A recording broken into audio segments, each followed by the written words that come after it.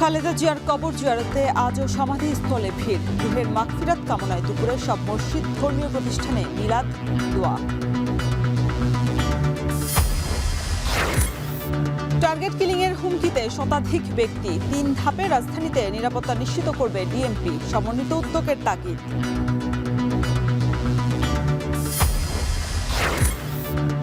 পৌষের হাড় কাঁপানো ঠান্ডায় কুয়াশার দাপট। 17 জেলায় বইছে মৃদু শৈত্যপ্রবাহ। তীব্র শীতে নগরীর ভিন্ন রূপ। বাণিজ্য মেলা শুরু হচ্ছে কাল। থাকছে 350 স্টল, প্যাভিলিয়ন। আন্তর্জাতিক মান নিশ্চিতে বৈশ্বিক শর্ত মানার তাগিদ। এবং 60 কন্টেইনার হ্যান্ডলিং এর ডিপোর চার্জ বাড়ছে 20%। জটিলতা এড়াতে ভবিষ্যতে আন্তর্জাতিক পরামর্শক নিয়োগের প্রস্তাব।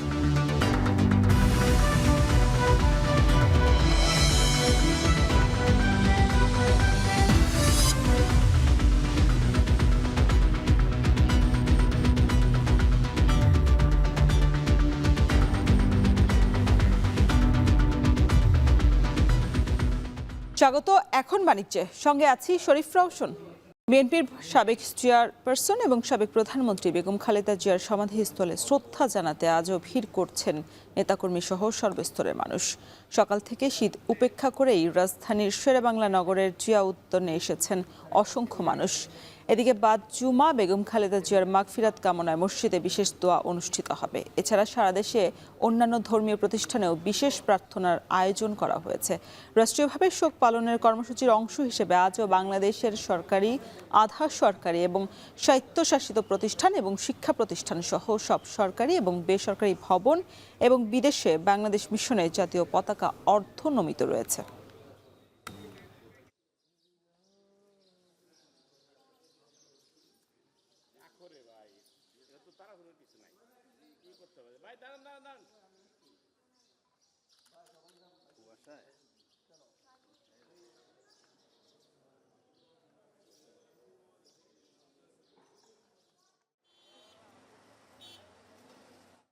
দর্শক, বেগম খালেদা জিয়ার কবর জিয়ারতে আজও সমাধিস্থলে ভিড় করছেন দলীয় নেতাকর্মী সহ বিভিন্ন শ্রেণী পেশার মানুষ। সেখানকার সবশেষ পরিস্থিতি জানাতে আমাদের সাথে রাজধানী জিয়া উদ্যান থেকে যুক্ত হয়েছেন সহকর্মী মাহবুব রিপন।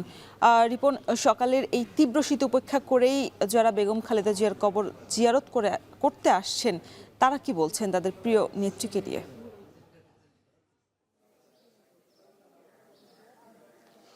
রওশন, আপনি যেমনটি বলছিলেন যে আজকে তীব্র শীত, সেই শীত উপেক্ষা করেই কিন্তু নেতাকর্মী, সাধারণ মানুষজন তারা আজকে বেগম জিয়ার কবর জিয়ারত করার জন্য আসছেন। আপনি জানেন যে আজকে সাপ্তাহিক ছুটির দিন, শুক্রবার, এবং একই সাথে পবিত্র জুম্মাবারও। কাজে আজকের এই দিনে নেতাকর্মীদের যে ভিড়, সেটি কিন্তু খুবই কাঙ্ক্ষিত ভিড়, এবং তারা কিন্তু তাদের প্রিয় নেত্রীকে তার আত্মার মাগফিরাত কামনায় তারা আসছেন, দোয়া মাহফিলে অংশ নিচ্ছেন, দোয়া করছেন, কবর জিয়ারত করছেন, এবং একই সাথে বিভিন্ন প্রান্ত থেকে, বিভিন্ন ইউনিট থেকে বিএনপির নেতাকর্মীরা আসছেন। যেমন বিএনপির উত্তরের নেতাকর্মীরা আসছেন, ঠিক সেভাবে ঢাকার বিএনপির দক্ষিণের নেতাকর্মীরা আসছেন। আবার ঢাকার বাহিরে আমরা যদি চিন্তা করি তাহলে সেই জায়গা থেকে গাজীপুর, নরসিংদী, মানিকগঞ্জ, মুন্সিগঞ্জ, এইরকম বিভিন্ন প্রান্ত থেকে নেতাকর্মীরা আসছেন এবং এসে তারা তাদের প্রিয় নেত্রীর কবর জিয়ারত করছেন। এবং কিছুক্ষণ আগেই ব্যবসায়ীদের সংগঠন বিজিএমই, এই বিজিএমই পোশাক ব্যবসায়ীদের সংগঠন, তার সভাপতি মাহমুদ হাসান খানের নেতৃত্বে একটি দল এসে কবর জিয়ারত করেছেন এবং তারপর গণমাধ্যমের সাথে কথা বলেছেন।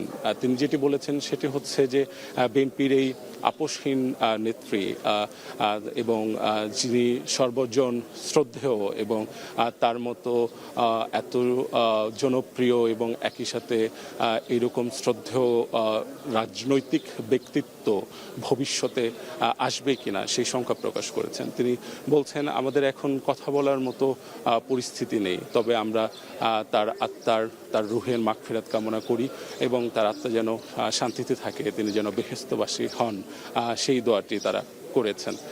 এরকমভাবে আমরা বিভিন্ন নেতা কর্মীর সাথে আসলে আমরা কথা বলেছি, প্রত্যেকের একই কথা যে তাদের প্রিয় নেত্রী যিনি আপসীন ছিলেন, যিনি দেশের জন্য, দেশের মানুষের জন্য কোনো আধিপত্যবাদের যে শক্তি, সেই শক্তি কখনো তাকে স্পর্শ করেনি। তিনি সবসময় দেশের কথা ভেবেছেন।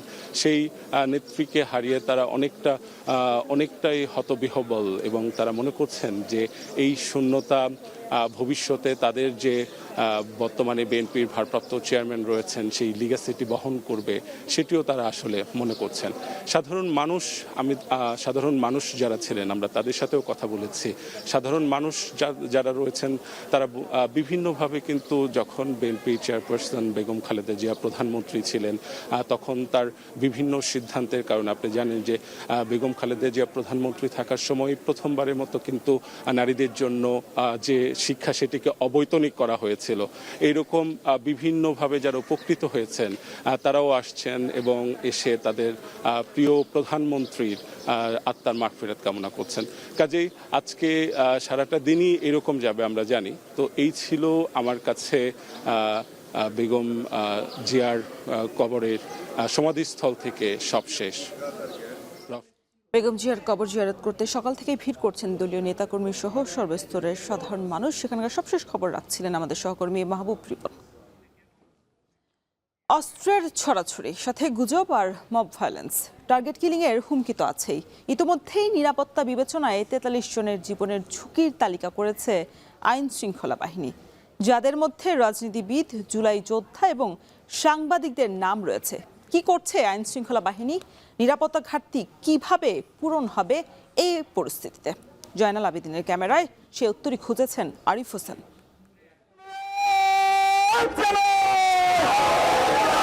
যিনি রাজনীতি করেন, যিনি লড়াই করেন, যিনি বিপ্লবী, যিনি সংগ্রামী, তার মৃত্যুটা হবে একটা সংগ্রামের মধ্য দিয়ে, একটা রাজপথে, একটা গ্লোরির মৃত্যু।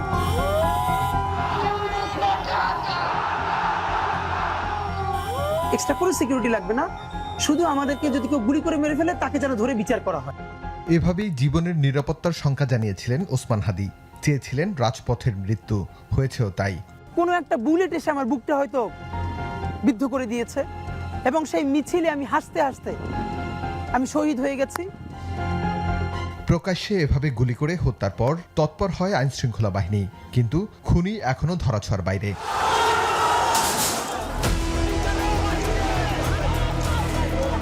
অথচ এই হত্যাকাণ্ডকে ব্যবহার করে গুজব ছড়িয়ে পুড়িয়ে দেয়া হয়েছে দুটি পত্রিকার অফিস। সেখানেও দাঁড়িয়েছিলেন আইন শৃঙ্খলা বাহিনী। কেন?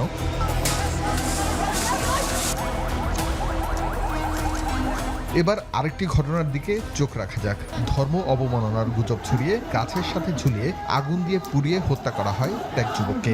এখানেও চুপ আইন শৃঙ্খলা বাহিনী। অবশ্য পরে অভিযুক্তদের আইনের আওতায় আনা হয়েছে।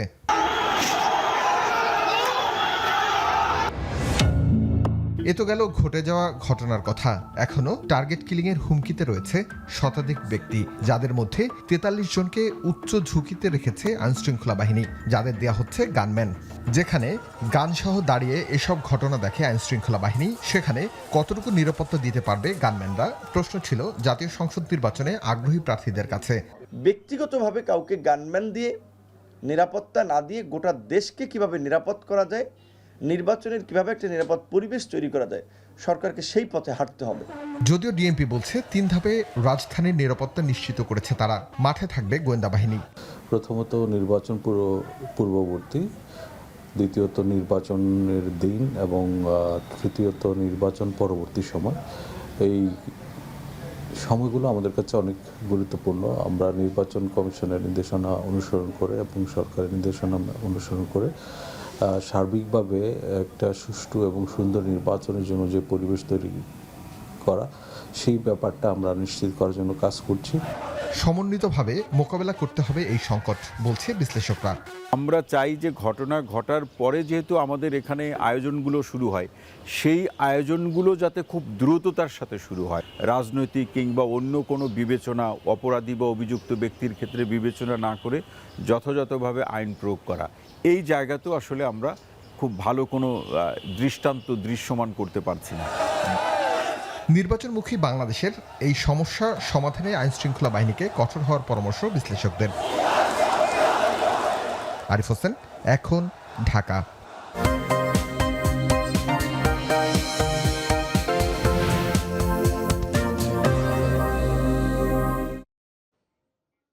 নবাবী আমলে প্রতিষ্ঠিত নাটোরে রয়েছে সমৃদ্ধ এক ইতিহাস। দর্শনীয় একাধিক স্থান এই জেলায় সৃষ্টি করেছে পর্যটনের অপার সম্ভাবনা। সংসদীয় 4টি আসন নিয়ে গঠিত এই জেলা দেশের সংসদীয় 58 এবং জেলার 1 আসন, যা গঠিত হয়েছে লালপুর এবং বাগাতিপাড়া উপজেলা নিয়ে।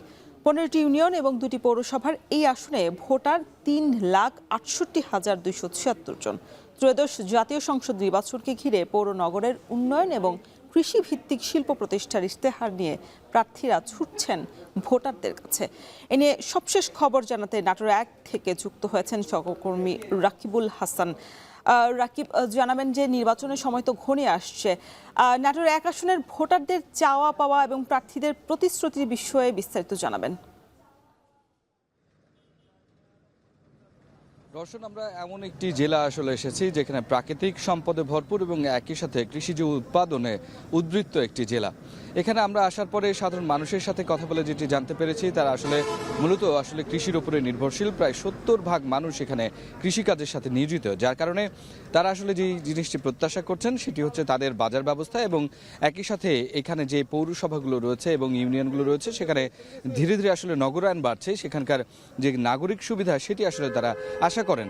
এখানে প্রত্যেকটি পাড়া মহল্লায় এবং আমরা বিভিন্ন জায়গায় কিন্তু দেখছি যে নির্বাচন নিয়ে কথা হচ্ছে এবং এই নির্বাচনের পরিবেশ এবং আগামীতে তারা যেই জিনিসগুলো প্রত্যাশা করে সেটি হচ্ছে নাগরিক সেবার উন্নয়ন এবং একই সাথে কৃষিভিত্তিক যে সমস্ত উপকরণ তাদের প্রয়োজন হয় সেগুলোর মূল্য কমানো, এবং কৃষিজ যে বীজ এই সমস্ত সরবরাহ যেন সঠিক থাকে সেই বিষয়গুলো তারা এখানে প্রত্যাশা করছে। এবং এই যে ত্রয়োদশ জাতীয় সংসদ নির্বাচনকে ঘিরে পৌর নগর যেগুলো রয়েছে, এখানে প্রায় 2টি পৌরসভা আছে এবং 15টি ইউনিয়ন। সেই 15টি ইউনিয়নে যে নগরায়ন ধীরে ধীরে বাড়ছে এবং সেখানকার যে বাজার ব্যবস্থাপনাগুলো সেখানে যেন সঠিকভাবে সমস্ত কিছু হয় এবং এই পৌর নগরের সুবিধা যেন তারা পায়, সেই বিষয়টি নিয়ে আগামী দিনের যে ইশতেহার সেটি এখানকার যে রাজনৈতিক নেতারা তারা দিচ্ছেন এবং একই সাথে এখানকার ভোটার যারা আছেন প্রায় 4 লাখ ভোটার, তারা কিন্তু সেইগুলোই প্রত্যাশা করছেন। অর্থাৎ আগামী নির্বাচনে এইখানকার মানুষরা এখানকার ভোটাররা তাদেরকে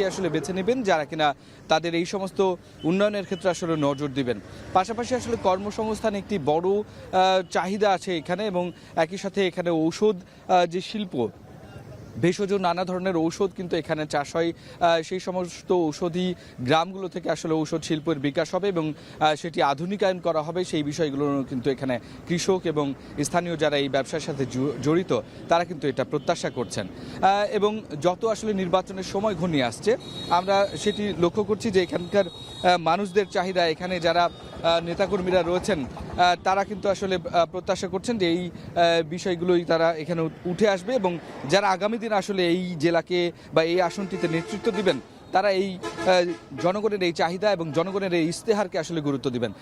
এইটি নিয়েই জেলার শীর্ষ যে রাজনৈতিক দলগুলো রয়েছে তাদের নেতাকর্মীদের নিয়ে আজকে বিকেল 4:30 আমরা ভোটারের ইশতেহারে কথা বলবো, সেটি দেখার আমন্ত্রণ রইল। এই ছিল নাটোর থেকে আমার কাছে সর্বশেষ। আম্রপালি, স্বাদে খাঁটি, গুণে ভরপুর, সবার পছন্দের প্রিমিয়াম শরবত, রিয়েল ম্যাজিক ইন এভরি। ত্রয়োদশ জাতীয় নির্বাচনে প্রার্থীদের মনোনয়নপত্র যাচাই বাছাই কার্যক্রম চলছে। মনোনয়ন বাতিল হচ্ছে অযোগ্য প্রার্থীদের, তবে থাকছে আপিলের সুযোগও। সেখানকার সবশেষ পরিস্থিতি জানাতে ময়মনসিংহের রিটার্নিং কর্মকর্তার কার্যালয় থেকে যুক্ত হয়েছেন সহকর্মী ইমতিয়াজ আহমেদ। ইমতিয়াজ, মনোনয়ন যাচাই বাছাই প্রক্রিয়া কখন থেকে শুরু হয়েছে আর কতক্ষণ নাগাদ চলবে এই কার্যক্রম? রওশন, ত্রয়োদশ জাতীয় সংসদ নির্বাচনে ময়মনসিংহের 11টি সংসদীয় আসনের মধ্যে কিন্তু আমরা জানি যে 29 ডিসেম্বর সেখানে কিন্তু চূড়ান্ত মনোনয়ন দাখিলের যে সময়সীমা সেটি কিন্তু পার হয়ে গেছে। এখানে সর্বশেষ আমরা যেটা জানতে পেরেছি যে 94 জন সম্ভাব্য প্রার্থী যে রয়েছে, বিএনপি, জামায়াত, জাতীয় পার্টি, বামপন্থী দলগুলো, খেলাফত মজলিস বিভিন্ন দলের পক্ষ থেকে কিন্তু 94 জন প্রার্থী তারা কিন্তু মনোনয়নপত্র দাখিল করেছেন এবং আজকে যেহেতু 30 ডিসেম্বর থেকে 4 জানুয়ারি পর্যন্ত মনোনয়ন যাচাই বাছাইয়ের একটি সময়সীমা নির্ধারণ করা হয়েছে, শেষ শেষ সময়সীমা, এবং এখানে আমরা দেখতে পেরেছি যে সকাল থেকেই, বিশেষ করে সকাল 10টা থেকেই কিন্তু শুরু হয়েছে এখানে যাচাই বাছাইয়ের কার্যক্রম।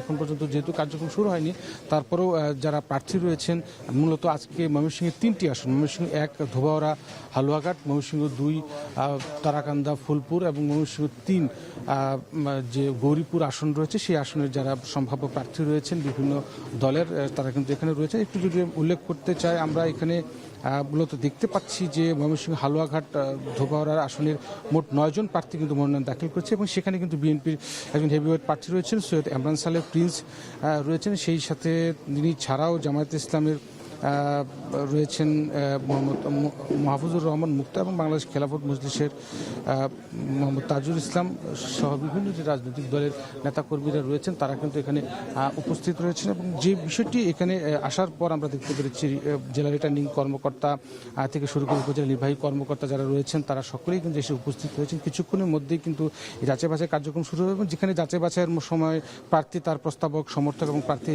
চাইলে নিযুক্ত আইনজীবী সর্বোচ্চ 5 জন উপস্থিত থাকতে পারবেন, এবং যাচাই বাছাই শেষে কোনো মনোনয়ন বৈধ এবং কোনটি বাতিল সে বিষয়ে প্রকাশ্যে ঘোষণা দেওয়া হবে। রিটার্নিং অফিসার জানান যে যাচাই বাছাই যেসব মনোনয়নপত্র বাতিল হবে, সংশ্লিষ্ট প্রার্থীরা নির্বাচন কমিশনে আপিল করার সুযোগ পাবেন, এবং যাচাই বাছাই নির্বাচন কমিশনে আপিল দাখিল করতে পারবেন, এবং আপিল নিষ্পত্তির পর কমিশনের নির্দেশনা অনুযায়ী চূড়ান্ত প্রার্থী তালিকা কিন্তু প্রকাশ করা হবে। তো সব মিলিয়ে যেটা বলা হচ্ছে যে যাচাই বাছাইয়ের যে নির্দিষ্ট তারিখ রয়েছেন, সেই তারিখের মধ্যে তারা কিন্তু কেউ যদি বাতিল থাকেন তাহলে কিন্তু সেটি তারা পরবর্তীতে আপিল করতে পারবেন। সব মিলিয়ে যাচাই বাছাই কার্যক্রম রসন চলছে, নিশ্চয়ই পরবর্তীতে আরও বিস্তারিত জানিয়ে দেওয়ার চেষ্টা করব। রসন। মনোনয়ন যাচাই বাছাই প্রক্রিয়া কার্যক্রমের সবশেষ খবর জানাতে ময়মনসিংহ থেকে যুক্ত ছিলেন ইমতিয়াজ আহমেদ। সারা দেশে বেড়েছে শীতের দাপট, 17 জেলায় বইছে মৃদু শৈত্যপ্রবাহ। আজ দেশের সর্বনিম্ন তাপমাত্রা রেকর্ড করা হয়েছে যশোরে 8 ডিগ্রি সেলসিয়াস। রাতভর বৃষ্টির মতো ছড়ছে কুয়াশা, বেলা বাড়লেও কুয়াশার চাদরে ঢাকা পড়ায় দেশের বেশিরভাগ জেলায় সূর্যের দেখা মেলেনি। দিনের বেলাতেও হেডলাইট জ্বালিয়ে চলছে যানবাহন। তীব্র শীতে কষ্টে দিন কাটছে ছিন্নমূল মানুষের। শীতে নিবারণে অনেকেই খড়কুটো জ্বালিয়ে উষ্ণতা নেয়ার চেষ্টা করছেন। ঠান্ডার ব্যাহত কৃষিকাজও, জনজীবনে নেমে এসেছে স্থবিরতা। ছুটির দিন হওয়ায় জরুরি কাজ ছাড়া বাইরে যাচ্ছেন না কেউ। শীতের সাথে পাল্লা দিয়ে হাসপাতালগুলোতেও বাড়ছে রোগীর সংখ্যা, যার বেশিরভাগই শিশু এবং বৃদ্ধ। এদিকে ঘন কুয়াশার কারণে পাটুরিয়া, দৌলতদিয়া এবং শরীয়তপুর চাঁদপুর নৌরুটে বন্ধ রয়েছে ফেরি চলাচল। পাটুরিয়া দৌলতদিয়া রুটে মাঝ নদীতে আটকা পড়েছে 2টি ফেরি। যে ঠান্ডা, এই ঠান্ডা আমার এই বয়সে আমি পাইছি না, আর কাজ কাম তো আমরা লেগে যে কষ্টদায়ক। ঠান্ডা খুব বেশি, ঠান্ডা যতলা করতে পারি তাই হইলি কতটা লাগাইছি শরীরের ভেতরে ঠান্ডায় আমার শরীরটা। সেরকম ভাড়া উঠতেও হচ্ছে না শীতের কারণে, ঠিক আছে। ওই ধরেন গাড়ি ভাড়া দিয়ে 200-100 এমন থাকছে বাড়ি। এদিকে ভোর থেকেই কুয়াশার চাদরে ঢাকা রাজধানীর বিভিন্ন এলাকা। ঘন কুয়াশায় ভোগান্তিতে পড়েছে সড়কে চলাচলকারীরা। তীব্র শীতে কষ্টে ছিন্নমূল মানুষ। শীতের খবর জানাতে হাতিঝিল এলাকা থেকে যুক্ত হয়েছেন মাহফুজা বৃষ্টি। বৃষ্টি, রাজধানীতে এমন শীত আর কতদিন থাকবে? আবহাওয়া অফিস কি বলছে, আর ছিন্নমূল মানুষের কি অবস্থা, বিস্তারিত জানাবেন।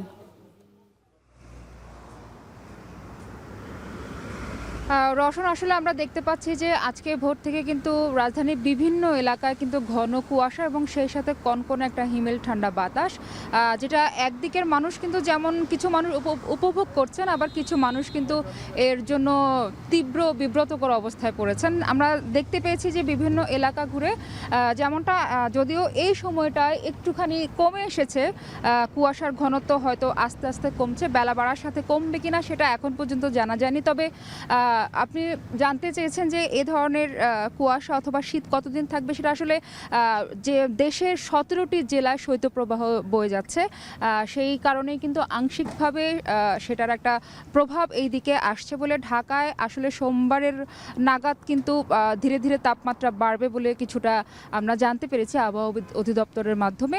এবং আরও জানানো হয়েছে যে রাজধানীতে বেশ কিছুদিন ধরে কিন্তু থেকে থেকে শীত অনুভূত হচ্ছে, সেটা হয়তো বা আরেকটু তীব্রতা বাড়তে থাকতে পারে। তবে রওশন, একটা কথা কি, গত কয়েক বছর ধরে কিন্তু রাজধানীবাসীর একটা অভিযোগ বা অভিমানের জায়গা ছিল যে রাজধানীতে তেমন শীত অনুভূত করা যায় না। সে জায়গা থেকে এবার কিন্তু হাড় কাঁপানো শীত পড়েছে বলা যায়। এই হাড় কাঁপানো শীতের মধ্যে কিন্তু কষ্ট করছে বয়োজ্যেষ্ঠ যারা আছে, যারা হচ্ছে যে দিনমজুর শ্রমিক, যারা না বের হলে নয়। যদিও আজকে ছুটির দিনে মানুষের চলাচল কিছুটা কম থাকলেও নিম্ন আয়ের যারা আছে রাজধানীতে খেটে খাওয়া মানুষ, তাদের কিন্তু প্রচণ্ড আমরা দেখতে পাচ্ছি তাদের মানুষজনকে। আপনি আমার ক্যামেরাতেও দেখানো যাচ্ছে যে নিম্ন আয়ের মানুষরা কিন্তু তাদের কর্মজীবনে কর্মব্যস্ততা নিয়ে তাদের আয়ের রোজগারের জন্য কিন্তু বের হয়ে গেছে। সব কিছু মিলিয়ে আসলে রাজধানীতে যে ঠান্ডাটা পড়ছে এটা আরও কিছু দিন হয়তো বা এরকম বহমান থাকতে পারে। তীব্র শীতে রাজধানীবাসী মানুষের খবরের জানাচ্ছিলেন সহকর্মী মাহফুজা বৃষ্টি। তীব্র শীতে ভিন্ন রূপে হাজির হয় চিরচেনা নগরী, তবে তাতে থেমে থাকে না ব্যস্ত নগর জীবন। এই শহর চলছে নিজের গতিতেই। চিকিৎসকরা বলছেন শীতে সুস্থ থাকতে নিতে হবে বাড়তি সতর্কতা। রাজীব শেখের ক্যামেরায় মাহবুব হাসান নিপুণের প্রতিবেদন।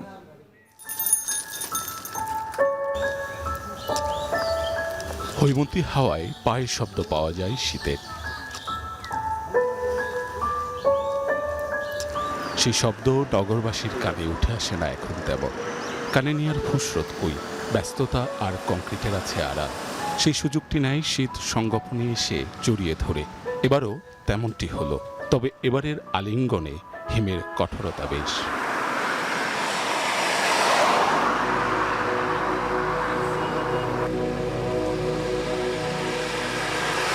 কংক্রিটের এই তিলোত্তমায় হঠাৎ কুয়াশার চাদর, বুড়িগঙ্গার বুক ছুঁয়ে উঠে আসা ধূসরতা, লঞ্চ ঘাটের নিস্তব্ধতা আর ভোরের ঠান্ডা বাতাস, এ যেন ঢাকার অন্য এক রূপ।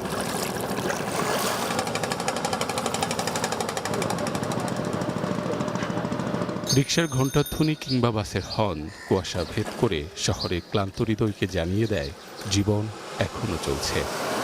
আমাকে তো মনে হয় যে কাজ করে খেতেই হবে। আমাদের মনে হয় যে দিন নাই, সকাল নাই, রাত না, আমার পরিশ্রম করে খাইতে হয়। আগে সচরাচর এত শীত পড়ে না, এবার তো খুব বেশি শীত দেখা যায় ঢাকা আগের অনুযায়ী। শীতের রোদ অনেকটা লাজুক প্রেমিকার মতো আসে হঠাৎ, ছুঁয়ে যায় বারান্দার কার্নিশ, ছাদ আর গাছপালা, তারপর আবার হারিয়ে যায়। আবহাওয়া পূর্বাভাস বলছে জানুয়ারির প্রথমার্ধে এই রোদের দেখা পাওয়া অনেকটাই দুষ্কর।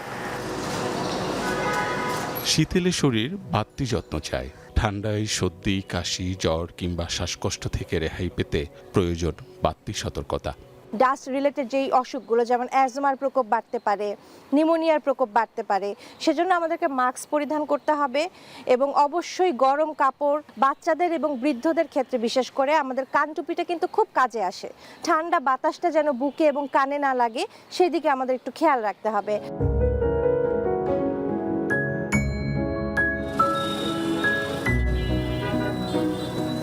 বিকেল গড়িয়ে সন্ধ্যা নামতেই এই শহরে ফুটপাত ও অলিতে গলিতে বাড়ে উৎসবের রং।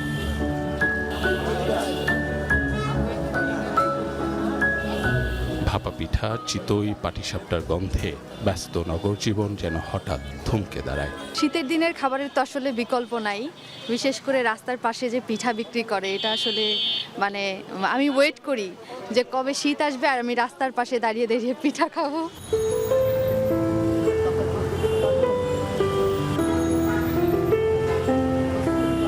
রাতের ঢাকা রূপ নেই অন্য এক দৃশ্যপটে। কোথাও গায়ে শাল জড়ানো নিশ্চিন্ত ঘুম, কোথাও কেবল খোলা আকাশ আর পুরনো কম্বলের ভরসা। স্ট্রিট লাইটের নিচে দাঁড়িয়ে থাকা নামহীন মানুষগুলো এই শহরের বৈষম্যের বাস্তব চিত্র তুলে ধরে। ঢাকার শীত শুধু তাপমাত্রার হিসেব নয়, এটি এক নরম বিষাদ, ধীর প্রেম ও সহানুভূতির গল্প। আলো ছায়ার এই শহরে শীত আমাদের মনে করিয়ে দেয় সবচেয়ে বেশি উষ্ণতা আসে মানুষের নৈকট্যে। মাহবুব হাসান রিপন, এখন ঢাকা।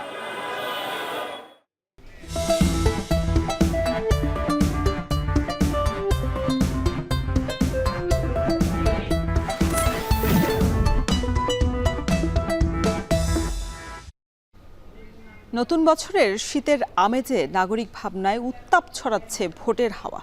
সারা দেশের মতো চট্টগ্রামেও সেই হাওয়া দোলা দিচ্ছে নারী ভোটার এবং সচেতন নারী সমাজকে। দীর্ঘ সময় সুষ্ঠু নির্বাচনের স্বাদ না পাওয়া এই অংশের মাঝে নতুন বাংলাদেশের নতুন ভোট নিয়ে আগ্রহ আর প্রত্যাশার কমতি নেই। নিরাপত্তা, যাতায়াত, কর্মসংস্থান, স্বপ্ন কিংবা নারীর ক্ষমতায়ন সবকিছুই যেই শহরের নারীদের অনেক আক্ষেপের গল্প, সেই নারীরা চান তাদের সুযোগ আর অধিকারের বাস্তবায়ন। বিস্তারিত দেখুন ফয়সাল করিমের প্রতিবেদনে। চট্টগ্রামের জনসংখ্যায় পুরুষের চেয়ে নারীর সংখ্যা বেশি হলেও এ শহর এখনও সেভাবে নারীবান্ধব হয়ে উঠতে পারেনি। নিরাপত্তা, যাতায়াত, কর্মসংস্থান, মাতৃত্ব কিংবা নারীর ক্ষমতায়ন ইস্যুতে তাই এই শহরের নারীদের কাছে নির্বাচন যেন স্বপ্ন আর প্রত্যাশার বুনন। চট্টগ্রামে এবার নারী ভোটারের সংখ্যা প্রায় ৩২ লাখ, যা মোট ভোটারের অর্ধেকের কাছাকাছি। তাই পোস্টার, সভা সমাবেশ ও রাজনৈতিক কর্মসূচি ছাপিয়ে জাতীয় নির্বাচন নিয়ে তাদের ভাবনা ও প্রত্যাশায় গুরুত্ব পাচ্ছে নতুন বাংলাদেশ, নতুন চট্টগ্রামের স্বপ্ন। চট্টগ্রাম মেডিকেল কলেজ হাসপাতাল মডেল প্রাথমিক বিদ্যালয়ের প্রধান শিক্ষক শাহিন আরা বেগম তেমন ভাবনারই অংশীদার। নির্বাচনকে ঘিরে তার চাওয়া নতুন বাংলাদেশে নিশ্চিত হোক নারী শিক্ষার প্রসার ও উন্নয়ন। নারী ক্ষমতায়ন বা নারীকে এগিয়ে নেওয়ার জন্য কিন্তু আমার সার্বিক সাপোর্টটা নিশ্চিত করতে হবে অবশ্যই। ফ্যাশন জগতে দেশীয় সংস্কৃতি ও ঐতিহ্যের বিকাশে কয়েক দশক ধরে কাজ করছেন এই শহরের কয়েকজন নারী উদ্যোক্তা। নির্বাচন বা নতুন সরকার নিয়ে চট্টগ্রাম উইমেন চেম্বারের সাবেক এই ভাইস প্রেসিডেন্টের আছে নানান প্রত্যাশা। ঠিক আছে, এই দুটো জিনিস যদি সরকার করে দিতে পারে, একটা হচ্ছে তাদের ফাইন্যান্সিয়ালি তাকে হেল্প করা, একটা হচ্ছে তাদের মার্কেট তৈরি করা, সেটা দেশেও কিংবা আন্তর্জাতিকভাবে হোক, তাহলে আপনার নারী উদ্যোক্তা দাঁড়িয়ে যাবে। সুষ্ঠু ও গ্রহণযোগ্য নির্বাচনে ভোটারদের স্বতঃস্ফূর্ত অংশগ্রহণ চান চট্টগ্রামের গণমাধ্যম ও রাজনীতিতে সক্রিয় নারীরা। ভোটে সাংবাদিকদের নির্বিঘ্ন দায়িত্ব পালনও আছে প্রত্যাশায়।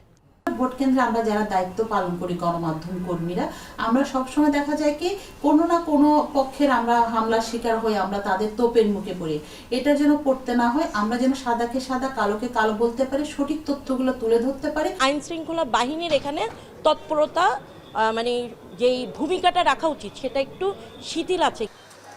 কেবল রাজনৈতিক প্রতিশ্রুতি আর প্রচারণা নয়, চট্টগ্রামের নারী ভোটারদের প্রত্যাশা নতুন বাংলাদেশে নির্বাচন হোক স্বপ্নের মতো, নিশ্চিত হোক জীবনের নিরাপত্তা, আসুক চট্টগ্রামের শিক্ষা, স্বাস্থ্য, গণপরিবহন ও কর্মসংস্থানে নতুন দিনের বার্তা।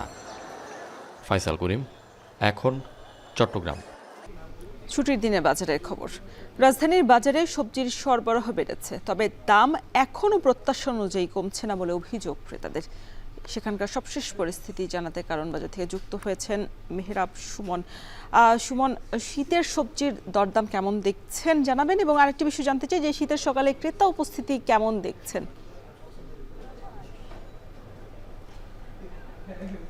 প্রথমে জানিয়ে রাখি যে আজকে যে আবহাওয়া এখনো কুয়াশাচ্ছন্ন, কিন্তু আপনার যে শীতটা পর্যন্ত জেঁকে বসেছে। তবে বাজারের যে দর সেটি উত্তাপ ছড়াচ্ছে।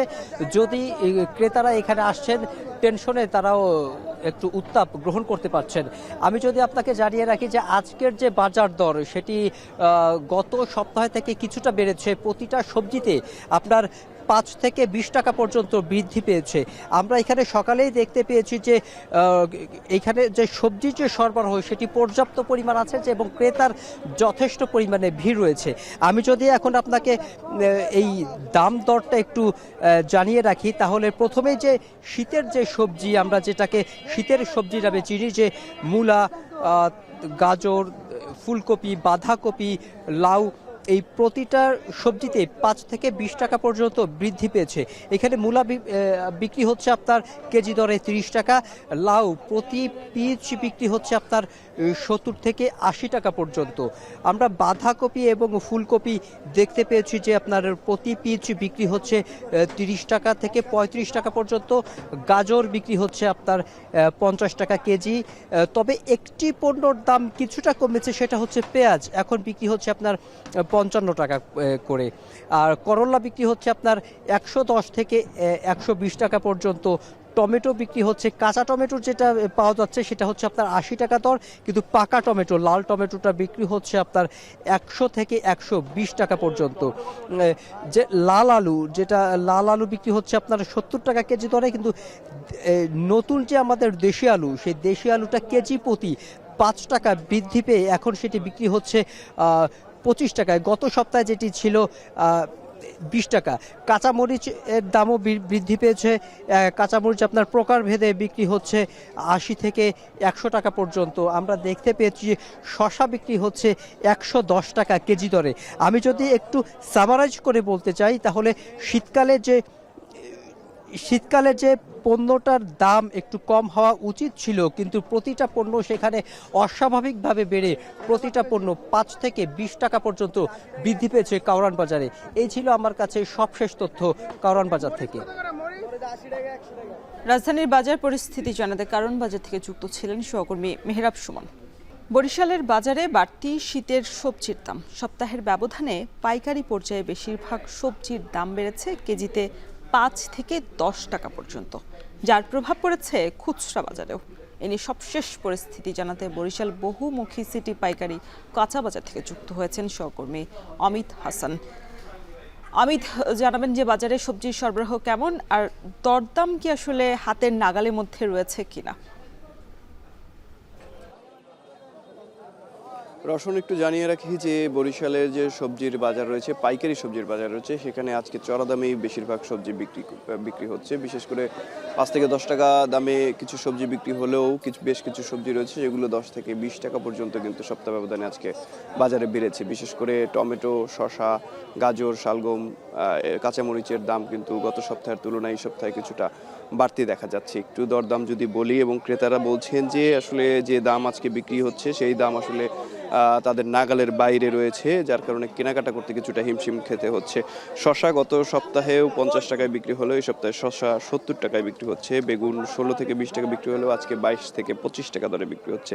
এছাড়া কাঁচামরিচের কথা যদি বলি, গত সপ্তাহে 50 থেকে 55 টাকায় বিক্রি হলেও এই সপ্তাহে 80 টাকা বিক্রি হচ্ছে পাইকারি বাজারে। শালগম 25 টাকা, বরবটি 60 টাকা দরে বিক্রি হচ্ছে, এবং প্রতি লেবুর পণ বিক্রি হচ্ছে 300 টাকা, এবং লাউ বিক্রি হচ্ছে 25 থেকে 30 টাকা, যা গত সপ্তাহে 15 থেকে 16 টাকায় বিক্রি হয়েছিল পাইকারি বাজারে। এবং খুচরা বাজারের কথা যদি বলি, এই যে জিনিসপত্রগুলোর যে দাম রয়েছে এগুলো কিন্তু খুচরা বাজারে প্রায় দ্বিগুণ দরে বিক্রি হচ্ছে। বিশেষ করে কাঁচামরিচে এবং গাজরের দাম, শসার দাম, টমেটো, এগুলো কিন্তু বেশিরভাগই দেখা যাচ্ছে দ্বিগুণ দামে বিক্রি হচ্ছে। বিশেষ করে খুচরা বাজারে কাঁচামরিচের দাম আমরা যেটি দেখেছি 120 টাকায় বিক্রি হচ্ছে, টমেটো 60 থেকে 80 টাকায় প্রকারভেদে বিক্রি হচ্ছে, এবং শিমের দামও কিন্তু দেখা যাচ্ছে বাড়তি দামে বিক্রি হচ্ছে। এবং ক্রেতারা বলছেন যে গত সপ্তাহের তুলনায় দাম বেড়ে যাওয়ায় তাদের কেনাকাটা করতে কিছুটা হিমশিম খেতে হচ্ছে। দামটি মনিটরিংয়ের মাধ্যমে যদি নাগালের মধ্যে আনা যায়, সেক্ষেত্রে তাদের কেনাকাটা করতে কিছুটা সুবিধা হবে। এবং আরেকটু জানিয়ে রাখি যে ব্যবসায়ীরা বলছেন যে কুয়াশা থাকার কারণে যেহেতু এই সবজিগুলো আমাদের বরিশালের বাইরে থেকে সরবরাহ করা হয়, যার কারণে কিন্তু সরবরাহের উপর কিছুটা প্রভাব পড়ে। সরবরাহ কম থাকলে দামটি বেড়ে যায়। এবং বরিশালের এইটাই একমাত্র পাইকারি বাজার যেখান থেকে বরিশালের স্থানীয় পর্যায়ের যে বাজারগুলো রয়েছে সেখানে সবজি সরবরাহ হয়ে থাকে। সুতরাং এখানে যদি দাম বাড়ে সেই প্রভাবটা কিন্তু খুচরা বাজারগুলোতে পড়ে, এবং বরিশালের যে খুচরা বাজারগুলো রয়েছে সেখানেও কিন্তু এই যে দামের প্রভাব সেটি কিন্তু পড়ছে। এবং ক্রেতারা বলছেন যে শীতের সময় শীতের সবজির দাম যদি এত বৃদ্ধি থাকে, সেক্ষেত্রে আসলে শীতের সবজির যে কেনাকাটা সেটি কিন্তু কিছুটা সমস্যায় পড়তে হয়। তবে ফুলকপি, বাঁধাকপি যেগুলো রয়েছে, শিম যেগুলো রয়েছে, সেগুলোর দাম কিন্তু তুলনামূলক হাতের নাগালে রয়েছে। 10 থেকে 20 টাকা কেজি দরে তারা কিনতে পারছেন। তবে খুচরা বাজারে কিছুটা ওঠানামা করছে। খুচরা বাজারে দেখা যাচ্ছে দাম কিছুটা বাড়তি দামেই আসলে বিক্রি করতে হয়। তো বরিশালের পাইকারি কাঁচা বাজার থেকে এই ছিল আমার কাছে সবশেষ রসন।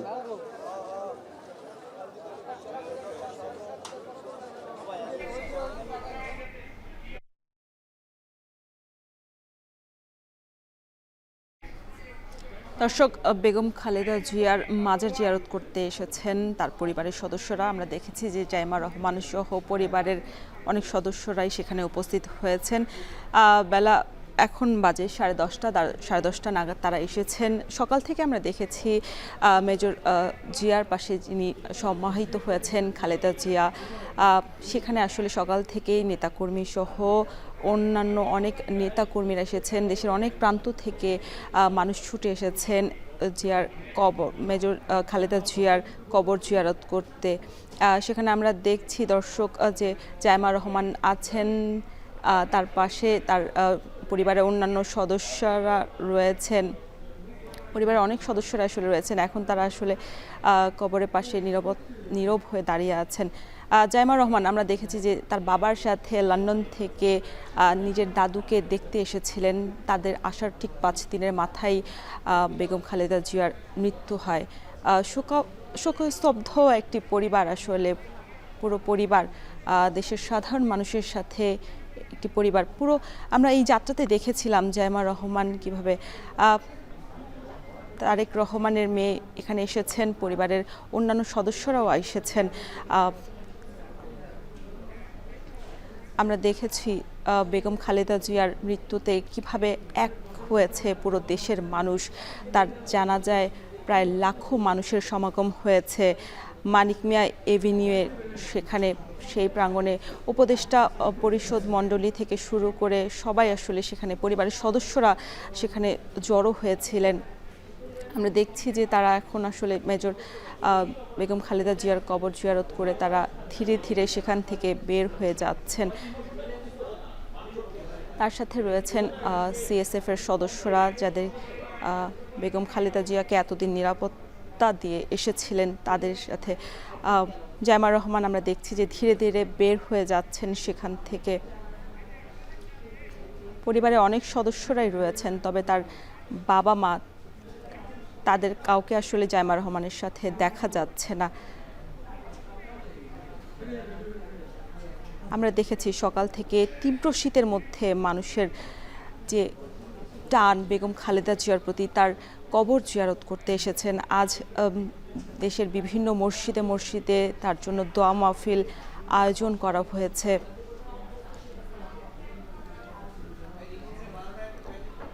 বিএনপি দলটাকে নিয়ে যেতে বেগম খালেদা জিয়ার যে অবদান, সেটা আসলে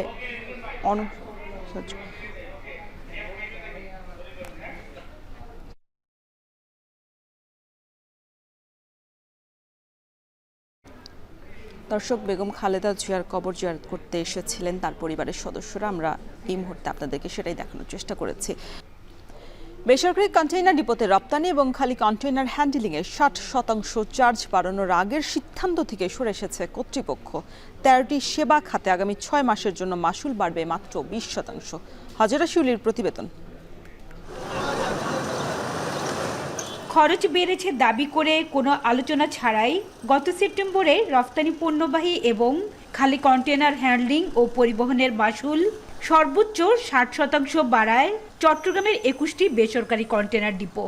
সেবাগ্রহীতারা এতে আপত্তি জানিয়ে বর্ধিত চার্জ স্থগিত রাখার আহ্বান জানালেও অনড় থাকে কর্তৃপক্ষ।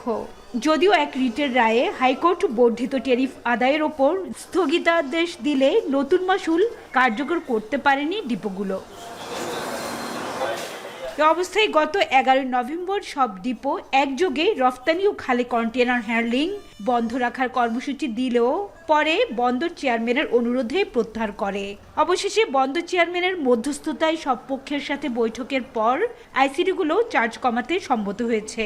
সিদ্ধান্ত হয়েছে আপাতত আগামী 6 মাস রফতানি ও খালি কন্টেইনার হ্যান্ডলিংয়ের 13টি খাতে মাসুল বাড়বে 20%।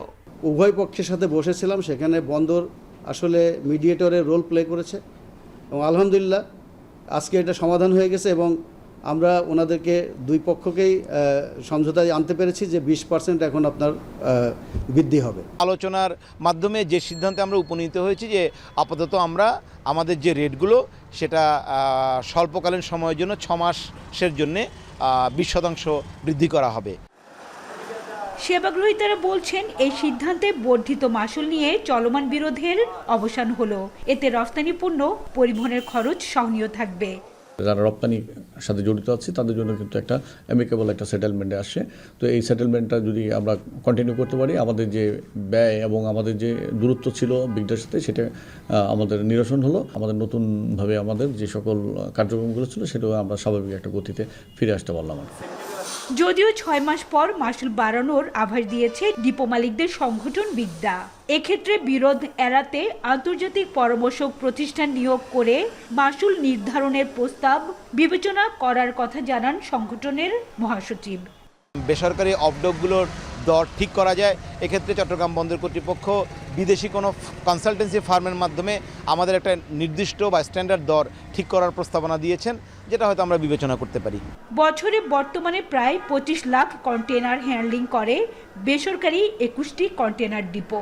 চলতি সপ্তাহে 20% বর্ধিত চার্জ কার্যকর করা হবে বলে জানায় ডিপোগুলো। হাজিরা শিউলি, এখন চট্টগ্রাম। নতুন বছরের প্রথম দিনেই ভয়াবহ আগুনে পুড়ল নেদারল্যান্ডসের আমস্টারডামে অবস্থিত ঐতিহাসিক একটি গির্জা। আগুনের সূত্রপাত সম্পর্কে তাৎক্ষণিকভাবে জানা যায়নি। এদিকে দেশটিতে বর্ষবরণ উদযাপনে আতশবাজি পোড়াতে গিয়েই প্রাণ হারিয়েছে 2 জন। আহত হয়ে হাসপাতালে ভর্তি হয়েছেন আরও বেশ কয়েকজন। কয়েকটি স্থানে পুলিশের সঙ্গে সংঘর্ষেও জড়ায় জনতা। বিপিএলের রোমাঞ্চকর এক ম্যাচে সুপার ওভারে জয় পেল রাজশাহী ওয়ারিয়র্স। নির্ধারিত 20 ওভারে রাজশাহী করে 159 রান। জবাবে রংপুরে সমান তালে লড়াই করে ডেভিড মালান আর তাহিদ হৃদয়ের 100 রানের জুটিতে ম্যাচ যায় টাই ব্রেকে।